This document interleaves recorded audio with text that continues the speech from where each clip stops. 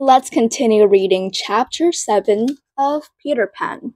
Actually, this book contains 27 chapters, so we still have 20 more chapters to go. Chapter 7. The Home Under the Ground. One of the first things Peter did next day was to measure Wendy and John and Michael for hollow trees. Hook, you remember, had sneered at the boys for thinking they needed a tree apiece, but this was ignorance, for unless your tree fitted you, it was difficult to go up and down, and no two of the boys were quite the same size. But you simply must fit, and Peter measures you for your tree as carefully as for a suit of clothes. Wendy and Michael fitted their trees at the first try, but John had to be altered a little. After a few days' practice, they could go up and down as gaily as buckets in a well. And how ardently they grew to love their home under the ground, especially Wendy. It consisted of one large room, as all houses should do. In this floor grew stout mushrooms of a charming color, which were used as stools. Another tree tried hard to grow in the center of the room, but every morning they sawed the trunk through, level with the floor. By tea time, it was always about 2 feet high, and then they put a door on top of it, the whole thus becoming a table. As soon as they cleared away, they sawed off the trunk again, and thus there was no more room to play. There was an enormous fireplace, which was in almost any part of the room where you cared to light it, and across this, Wendy stretched strings made of fiber, from which she suspended her washing. The bed was tilted against the wall by day, and let down at 6:30, when it filled nearly half the room, and all the boys slept in it, except Michael, lying like sardines in a tin. There was a strict rule against turning around until one gave the signal, when all turned at once. Michael should have used it also, but Wendy would have a baby, and he was the littlest, and you know what women are, and the short and long of it is that he was hung up in a basket.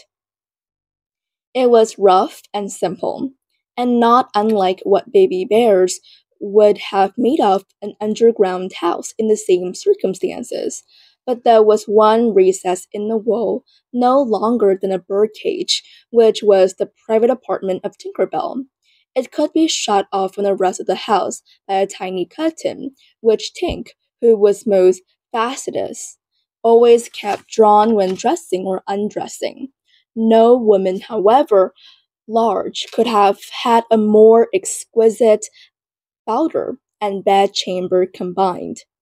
The couch, as she always called it, was a genuine Queen Mab, with club legs, and she varied the bedspreads according to what fruit blossom was in season.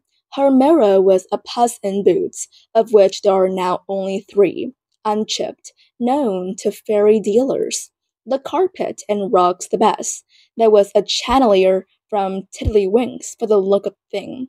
But of course, she lit the residence herself. Tink was very contemptuous of the rest of the house, as indeed was perhaps inevitable, and her chamber, though beautiful, looked rather conceited, having the appearance of a nose permanently turned up. I suppose it was all especially entrancing to Wendy, because those rampageous boys of hers gave her so much to do. Really, there were whole weeks when, except perhaps with a stocking in the evening, she was never above ground.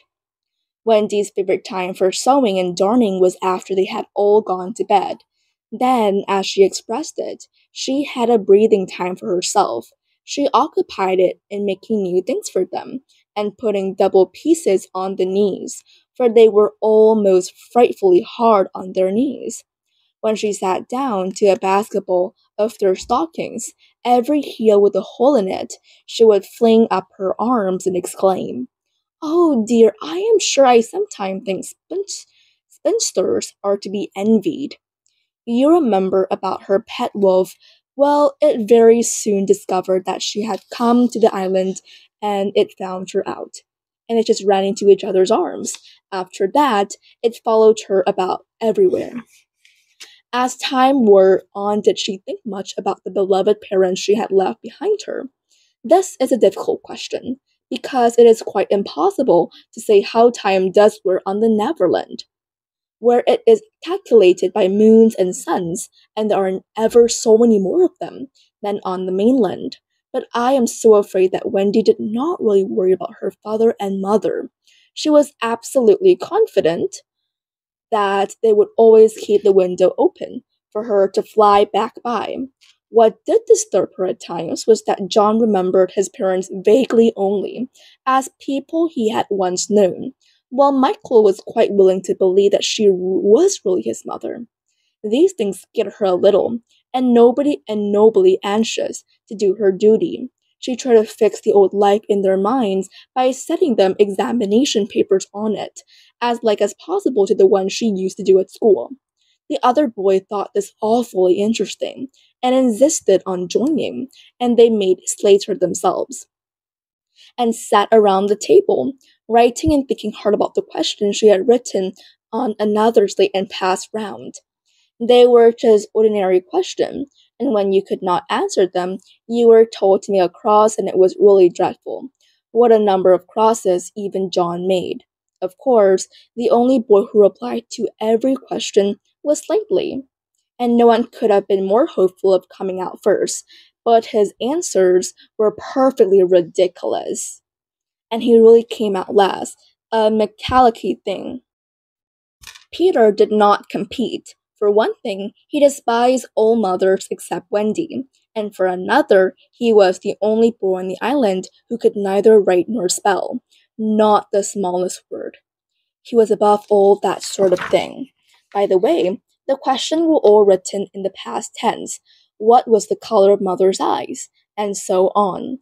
Wendy, you see, had been forgetting too. Adventures, of course, as we shall see, were of daily occurrence. But about this time, Peter invented, with Wendy's help, a new game that fascinated him enormously, until he suddenly had no more interest in it, which, as you have been told, was what always happened with his games. He often went out alone, and when he came back, you were never absolutely certain whether he had had an adventure or not. He might have forgotten it so completely that he said nothing about it. Sometimes he came home with his head bandaged, and then Wendy cooed over him and bathed him in lukewarm water, while he told a dazzling tale. But she was never quite sure. There were, however, many adventures which she knew to be true because she was in them herself. There was still more than that were at least partly true, for the other boys were in them and said they were wholly true. To describe them all would require a book as large as a dictionary, and the most we can do is to give one as a specimen of an average hour on the island. The difficulty is which one to choose. Should we take the brush with the redskin at Slightly Gulch? It was a sanitary affair, and especially interesting as showing one of Peter's peculiarities, which was that in the middle of a fight, he would suddenly change sides. Perhaps a better one would be the night attack by the redskin on the house under the ground, when several of them stuck in hollow trees and had to be pulled out like corks. Or we might tell how Peter saved Tiger Lily's life in the Mermaid's Lagoon, and so made her his ally. Or we could tell of that cake the pirates cooked so that the boys might eat and perish, and how they place it in one cunning spot after another. But always Wendy snatched it from the hands of her children, so that in time it lost its silience, and became as hard as a stone, and was used as a missile, and Hook fell over it in the dark. Or suppose we tell of the birds that were Peter's friends, particularly of the never bird that built in a free overhanging lagoon, and how the nest fell into the water. And still the bird sat on her eggs, and Peter gave orders that she was not to be disturbed. That is a pretty story, and the end shows how grateful a bird can be. But if we tell it, we must also tell the whole adventures of the lagoon, which would of course be telling two adventures rather than just one. A shorter adventure, and quite as exciting, was Tinker Bell's attempt, with the help of some street fairies, to have the sleeping Wendy conveyed on a great floating leaf to the mainland. Fortunately, the leaf gave way and Wendy woke, thinking it was a bath time, and swam back. Or again, we might choose Peter's defiance of the lions, when he drew a circle round him on the ground with an arrow and dared them to cross it, and thought he waited for hours, with the other boys and Wendy looking on breathlessly from trees. Not one of them dared to accept his challenge. Which of these chat adventures shall we choose? The best will be to toss for it. I have tossed, and the lagoon has won. And that's the end. Next time will be chapter 8 about the mermaid's lagoon.